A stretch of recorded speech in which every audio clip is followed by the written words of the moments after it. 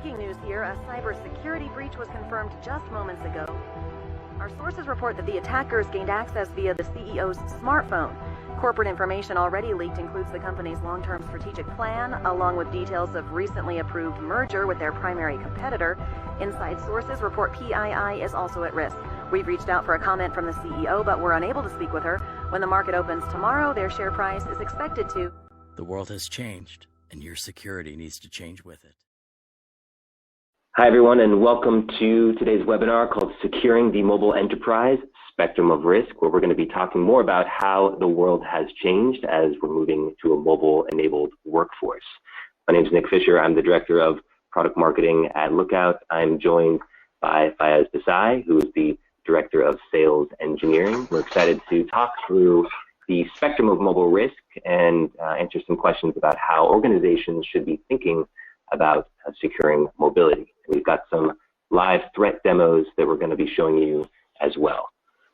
So jumping into this, the dynamic that we have on in enterprise today, as we know, our users have gone mobile. The world has changed, and the mobile workforce and the adoption of mobile devices has really changed how we need to think about securing sensitive data, as more of that is accessed by mobile devices. And a lot of organizations ask us how we should even be thinking about assessing risk on mobile. What are the risk factors we need to secure, and what are some examples of those?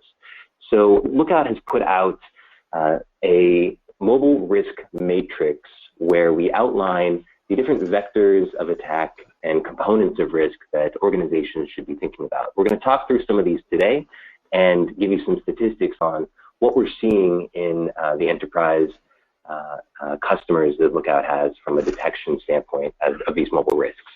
So starting off with app-based threats, this is what a lot of people think about when they think about mobile risk is the app-based Trojans and surveillanceware and other malicious apps. Spyware is in the news a lot these days.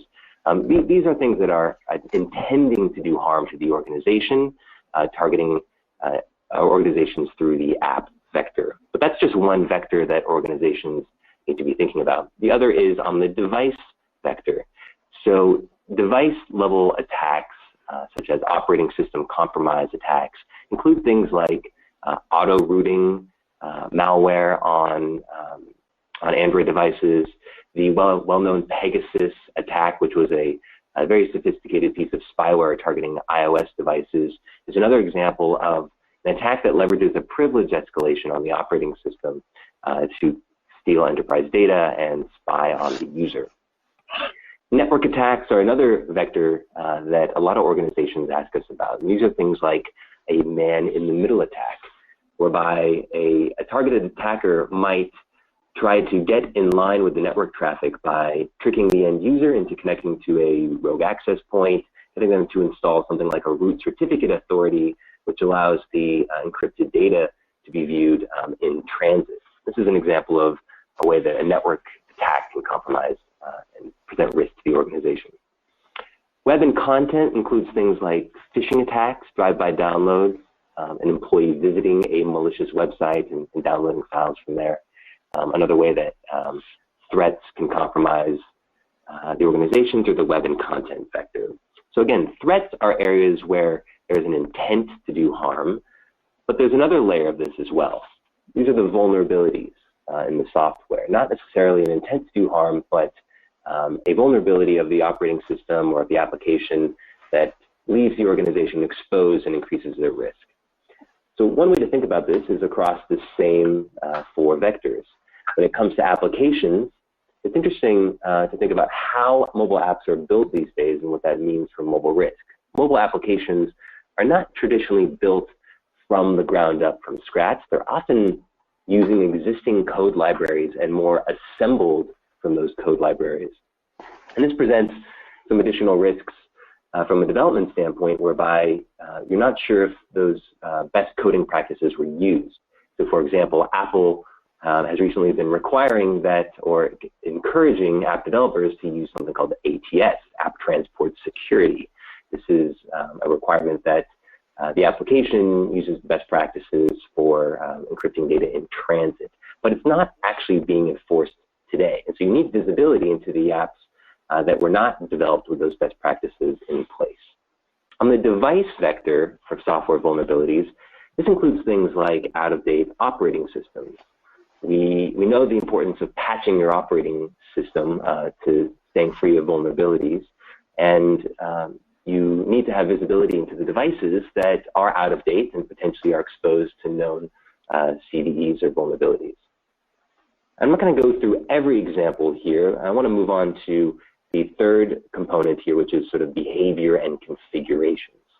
On the app side, this is an entire category of solutions that provide visibility into apps that have risky behaviors. They're not necessarily malicious, but the applications are accessing components of the device, like the calendar or the contact information, and potentially leaking that information to foreign countries or to ad networks, things that an organization might find too risky and be potentially even a violation of regulatory compliance, whether it's GDPR, whether it's or a certain industry compliance measure. On the device side, we're talking about risky configurations, such as a device that is enabled to download apps from unknown sources, a device that has no PIN code or password, a device that's been jailbroken or rooted by the end user, or has USB debugging enabled. These are configurations that the user can set in the settings section of an Android device, for example, that an organization might find too risky, even though it's not an explicit vulnerability of the operating system. And then there's network risky behaviors, such as connecting to rogue Wi-Fi networks or unencrypted networks. On the web and content front, these are things like just visiting potentially unsafe content. So this framework helps organizations think about assessing risk based on the controls they have in place and the sensitive data they allow on their mobile devices.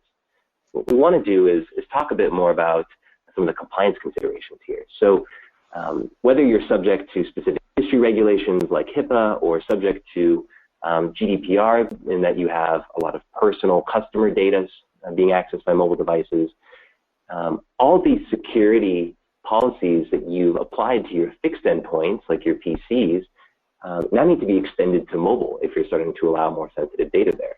So it's important to consider this from a compliance standpoint as well. And what we're going to do now is drill down into a couple examples of these risk categories, and then Fayez is going to give a sample demo of what this might look like in an organization. So we're going to start by talking about risky app behaviors, mostly from a compliance standpoint. And what we're looking at here is a quick snapshot of the Lookout console.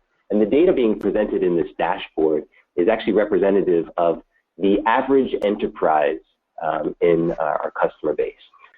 So this represents really what the average enterprise is seeing from a risky app standpoint. So if we're looking at iOS enterprise devices, in a recent study of our enterprise customers, we found that 30% of the applications access the address book, 39% access the microphone, 31% access the calendar, 75% access the camera, 30% access the location. You know, and for some organizations, this might be okay. They might not be too concerned with it, but many organizations come to us with very explicit concerns about apps that are accessing the calendar information because they have sensitive meetings listed in the calendar. Where is that data being sent? Is that being sent to a server in Russia or a network that I don't recognize or somewhere in China?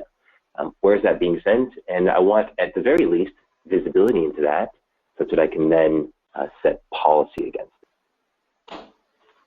All right, so now I'm going to pass the ball to Fayez to give a demo of what this might look like.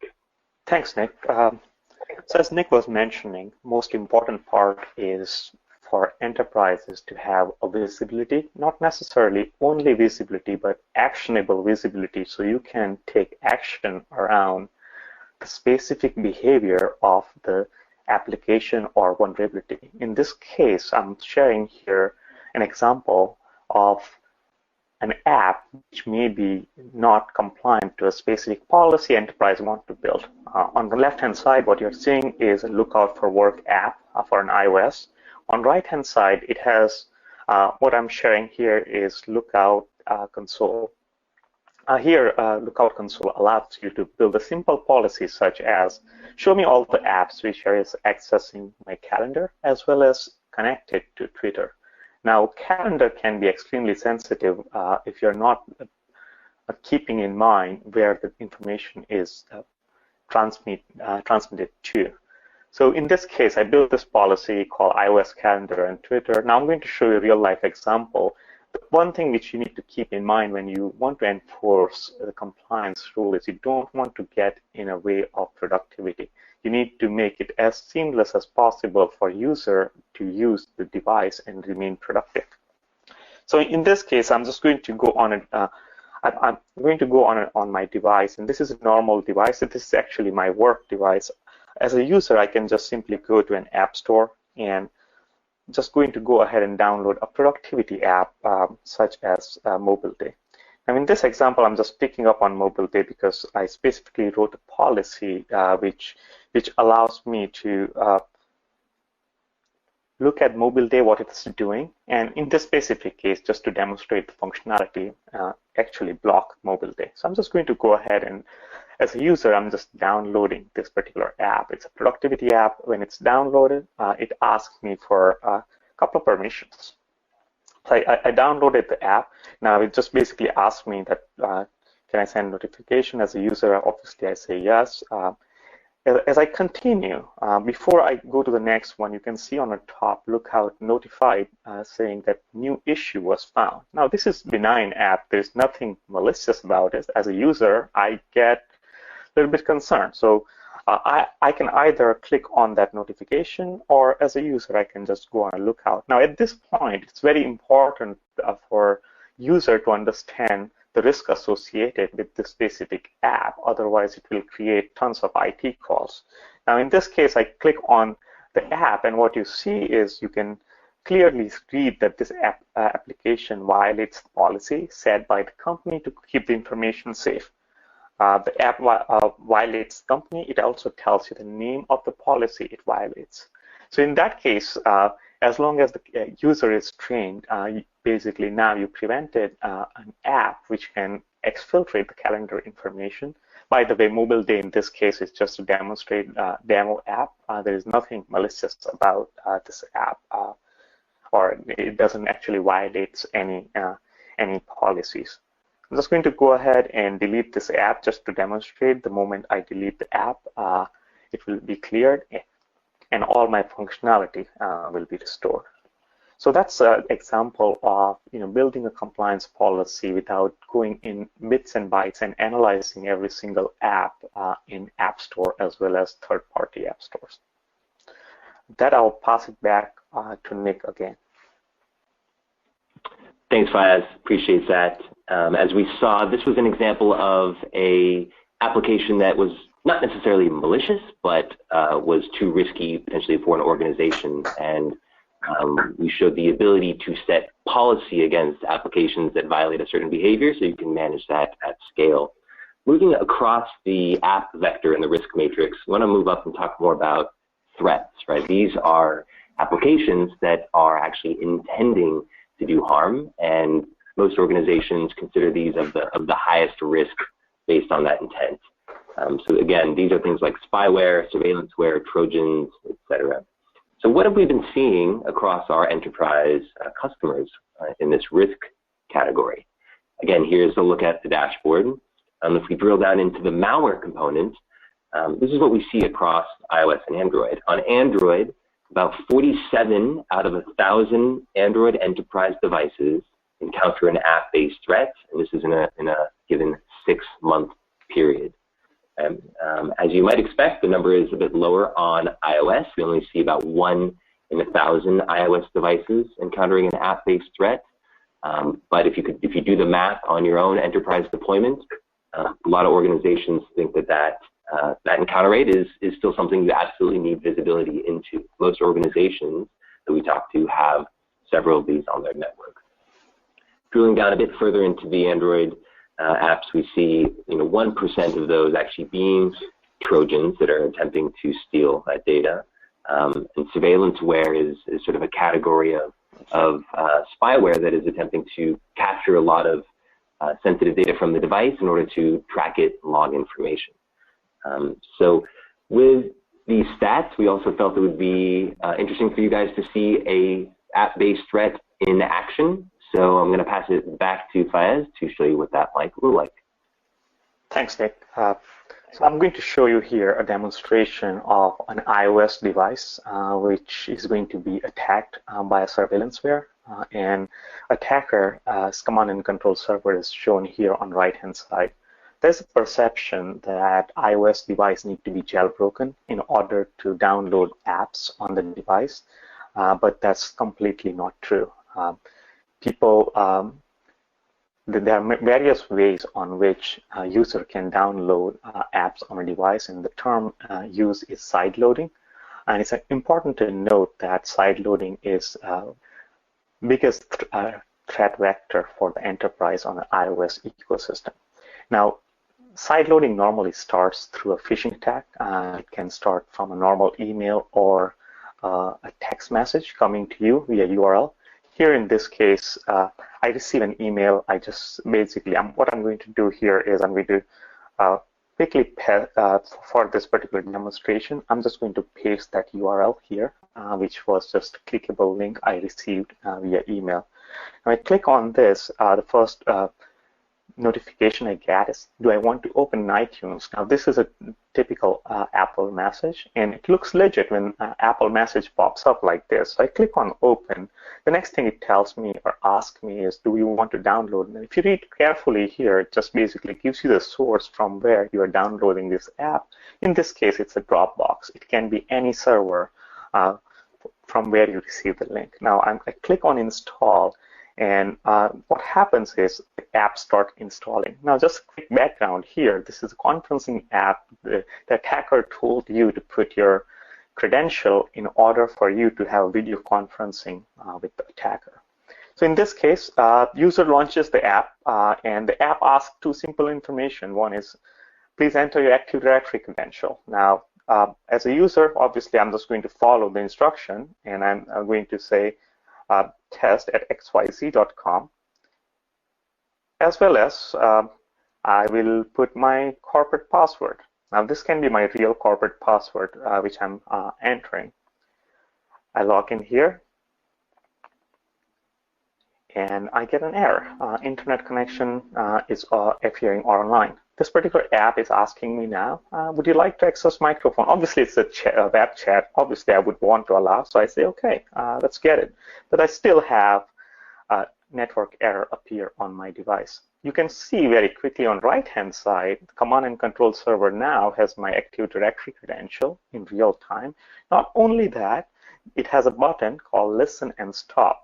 Now, as a user, this app is not working, so I just basically turn off my phone and leave it on a desk, while attackers still have access to my camera and a microphone. In this case, it's basically microphone. So I'm going to click Listen here. It will play a quick tone, and from that point onward, I have access to the microphone on the device. I can basically tap on the phone. This phone can be just lying on conference room desk, and I can hear anything and everything going inside that room. What we have seen in real world is a lot of attackers are now leveraging multiple threat vectors in order to gain access and agency on a device, and then exploit those threat vectors to gain additional info out of the device. With that, I will hand it over to Nick.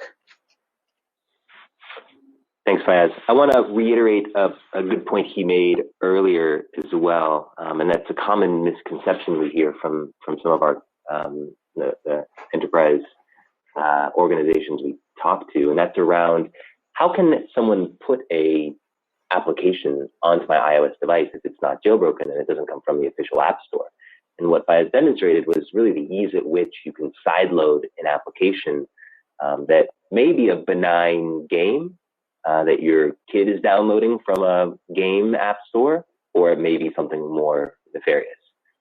So that risky behavior can result in the exposure of risk to things like these Trojans that he demonstrated in the spyware he demonstrated. I want to move on and talk about a few other attack vectors and risk vectors before we wrap up. So we mentioned app-based risks such as threats and risky behaviors and configurations. Talk a bit about device and network-based risks as well. So what have we been seeing from our enterprise customers? In the last 6 months, we actually saw about 8 in 1,000 enterprise devices encountering a man-in-the-middle threat. These are explicit attacks to try to decrypt sensitive data in transit, not simply connecting to a misconfigured router or anything like that. These are actual man-in-the-middle attacks. From a device standpoint, we actually saw 1 in 1,000 iOS devices that were jailbroken by the end user, meaning the operating system and any built-in security controls to the OS are completely compromised.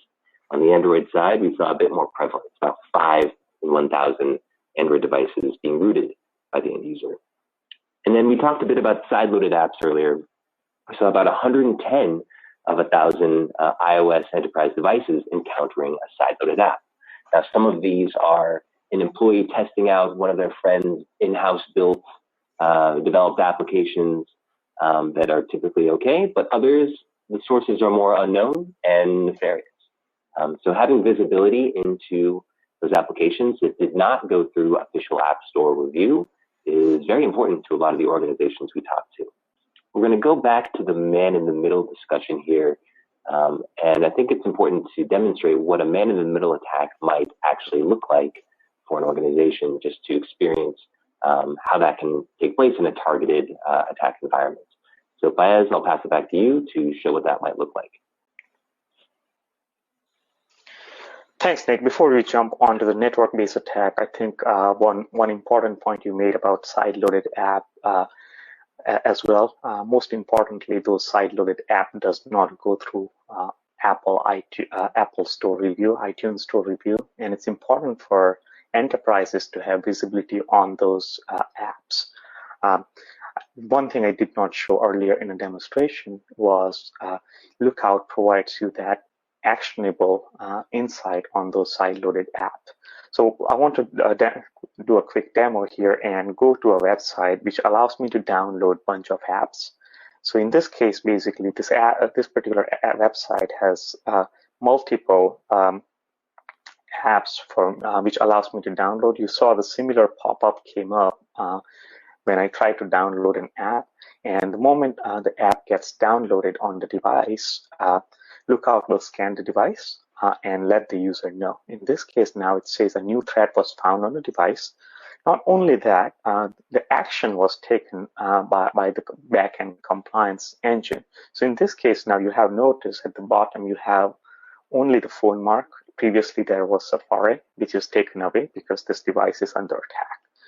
I'm going to, as the user, I'm going to click on either notification or a client to see what's wrong with my device. So I go in here, and the device, the app will do a quick scan on a device and tell me that I downloaded this app called InstaAgent. It is basically a Trojan. So as a user, I follow the instruction given to me. I go ahead and remove this app from the device.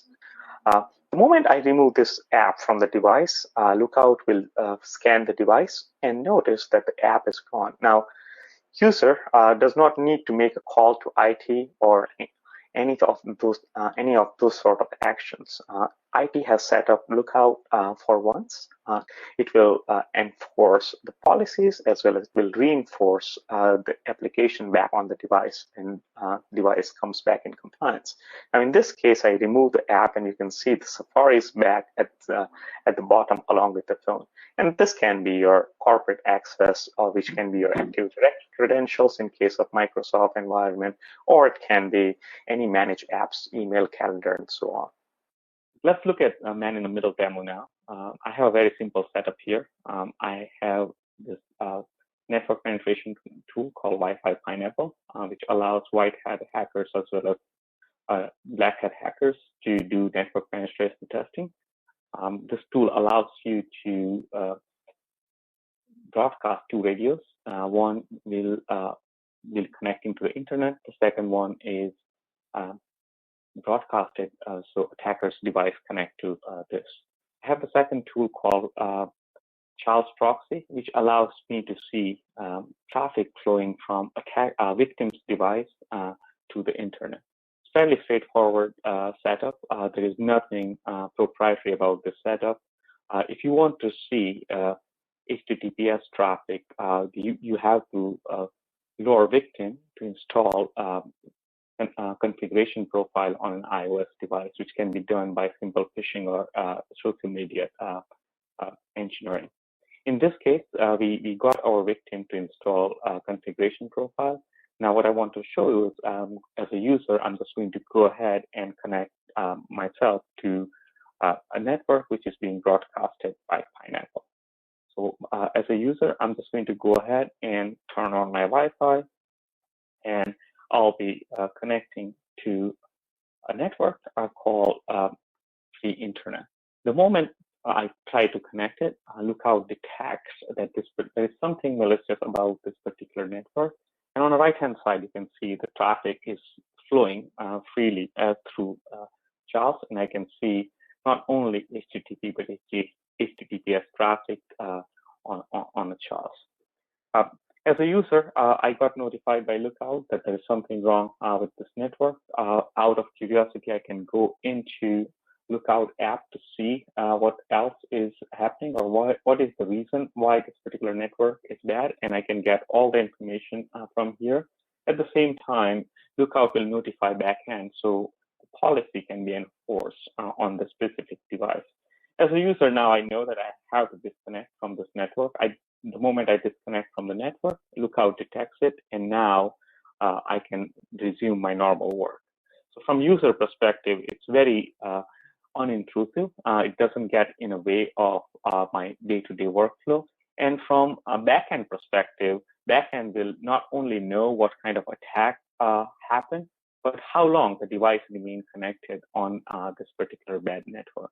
So it's very, very detailed forensic information as well in terms of what caused Lookout to detect this network as a bad network. So hopefully that gives you a good idea how the man-in-the-middle attack looks like in a normal world. That I'll hand it over to Nick for the next topic. Thanks. Great, thanks, Fayaz. So we presented you with a framework for how to think about risk on mobile devices. We'll talk now a bit about how Lookout Mobile Endpoint Security can provide visibility across that spectrum of risk. So we talked a lot about the different risk vectors from apps to device to network and web and content.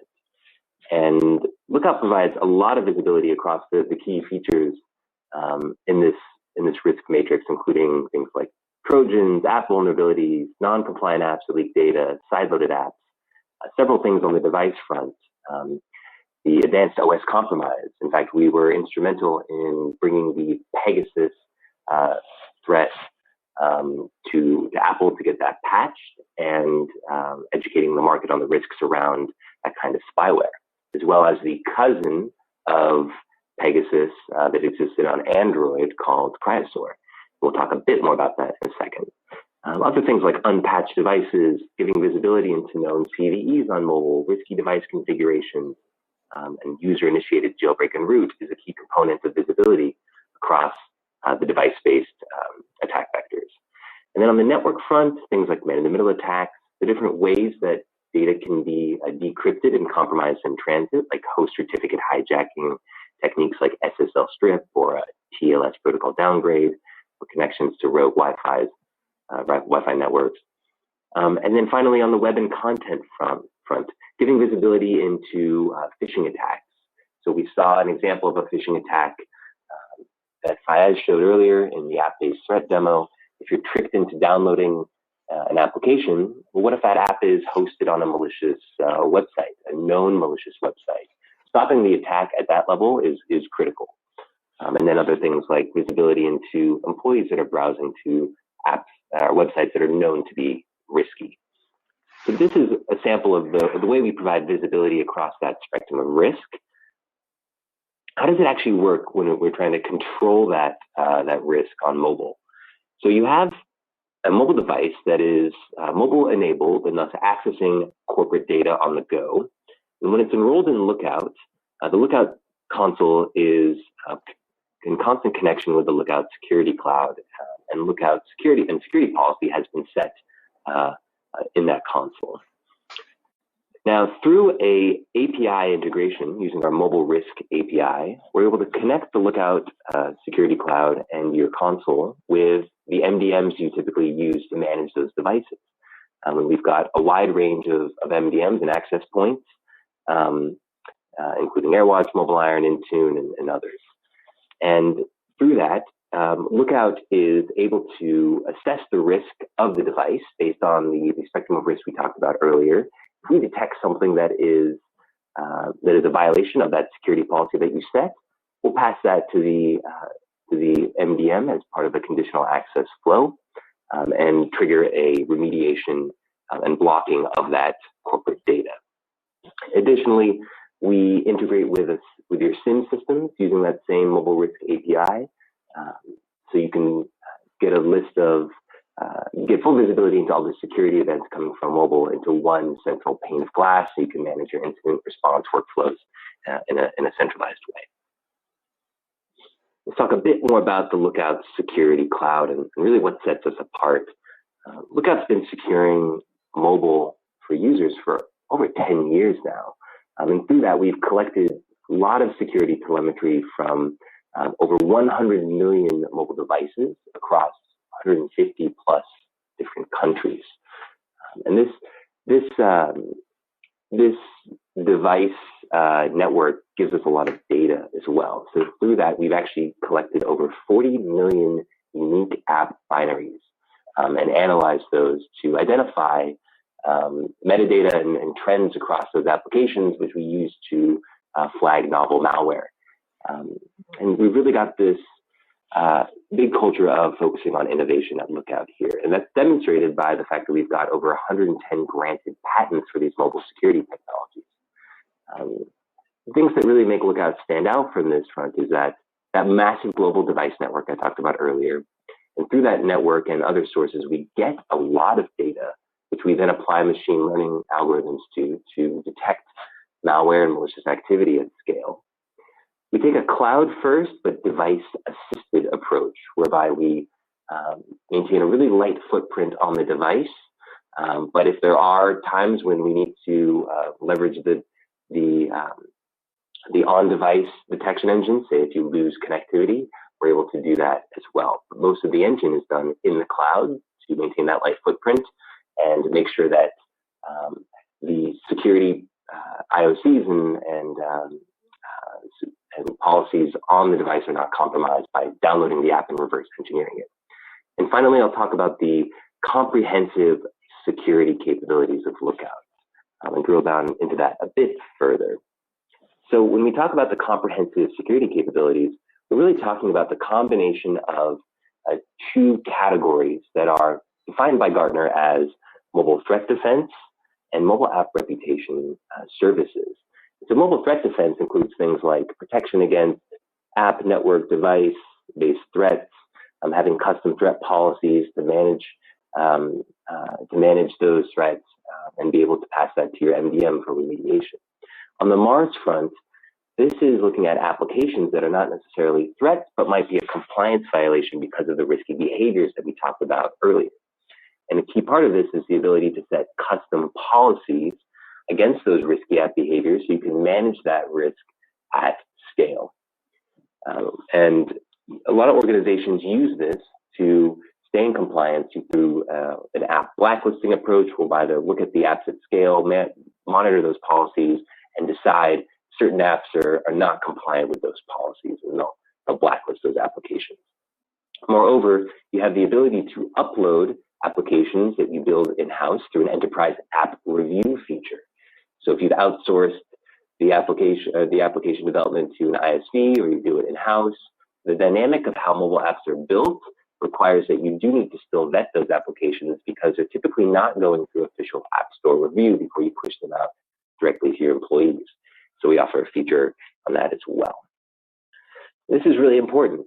Here's a recent quote from a Gartner report they just put out in May of 2017, emphasizing the evolution of mobile threat defense. And what they say is that MARS is converging with MTD, mobile threat defense, and will likely not remain a standalone market. Technical professionals evaluating MARS products should favor MTD products that include MARS. So it's important that you consider, when evaluating a solution, one that addresses both the MARS components as well as the MTD components.